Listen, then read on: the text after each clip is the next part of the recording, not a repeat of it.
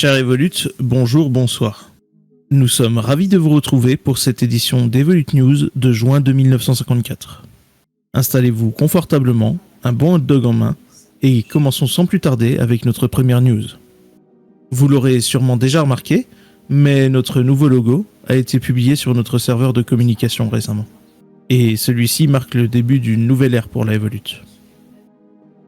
Nous espérons que ce nouvel emblème qui nous représente et nous symbolise vous plaît, et nous comptons sur vous pour faire briller la corporation. Vive nous! En complément de ce changement, nous vous informons que nous avons élaboré un prototype de système de parrainage que nous souhaitons tester avant d'éventuellement le mettre en place définitivement. Plus de détails concernant ce système vous parviendront très rapidement. Enchaînons.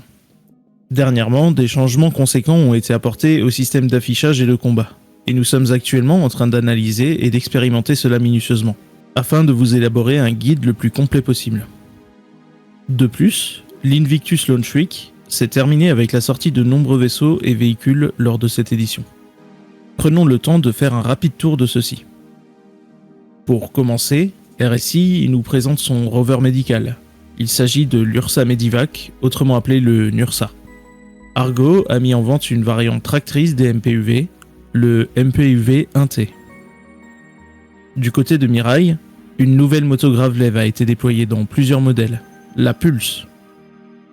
Aegis, quant à eux, nous ont surpris avec l'arrivée de l'un de leurs derniers modèles, le Sabre Firebird.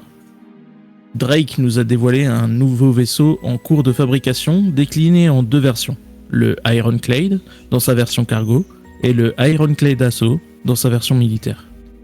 En plus de ces nouveaux véhicules, nous tenons aussi à souhaiter la bienvenue à tous les membres nous ayant rejoints lors de cette période festive. Et nous espérons pouvoir passer de nombreux moments en votre compagnie à l'avenir. Chers membres, nous allons à présent vous présenter une future section de forces spéciales, que nous avons nommée l'Evolute Retaliation Space Ops, ou ERSO pour les intimes. On m'annonce d'ailleurs l'arrivée de l'équipe gérant cette nouvelle section, l'Impérateur Jumacor à leur tête. Retrouvons-nous dans quelques instants pour les accueillir.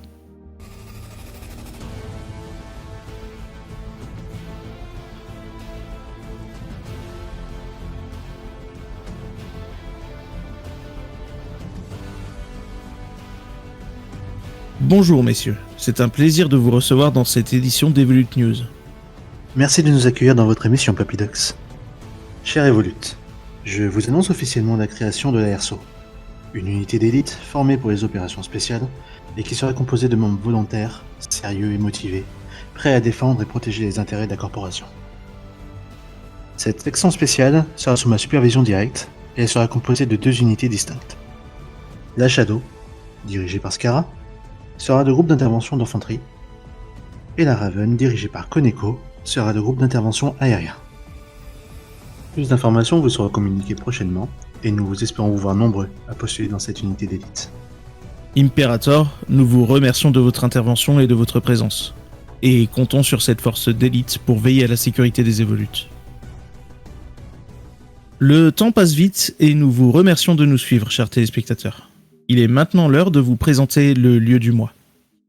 Ce mois-ci, nous ne vous présentons pas une épave, mais une mégastructure appartenant à la marque Greycat, que vous connaissez probablement grâce à leurs indispensables pyro-multitools et rayons tracteurs, leurs armures ou encore leurs véhicules et équipements miniers. Aujourd'hui, la marque nous a donné accès à l'un de ses centres de production situés sur Hearthstone. Comme la dernière fois, voici une vidéo de présentation de ce lieu fascinant que nous voulons vous faire connaître.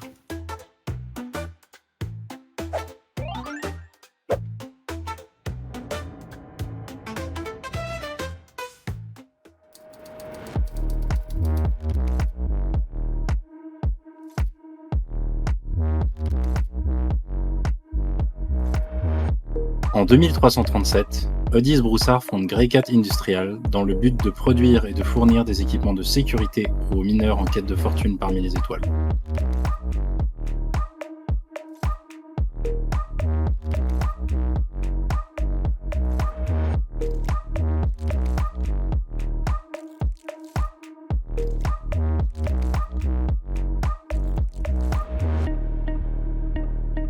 Le nom de l'entreprise vient d'un clin d'œil au surnom donné par la famille à Odyss, ses cheveux étant devenus gris de manière inattendue alors qu'il avait encore la vingtaine.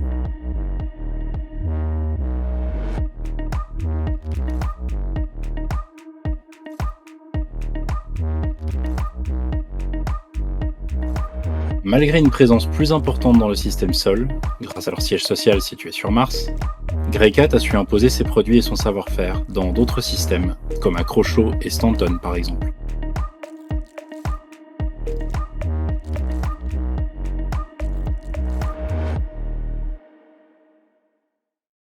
Nous voilà de retour. Alors, qu'avez-vous pensé de cette immense structure ?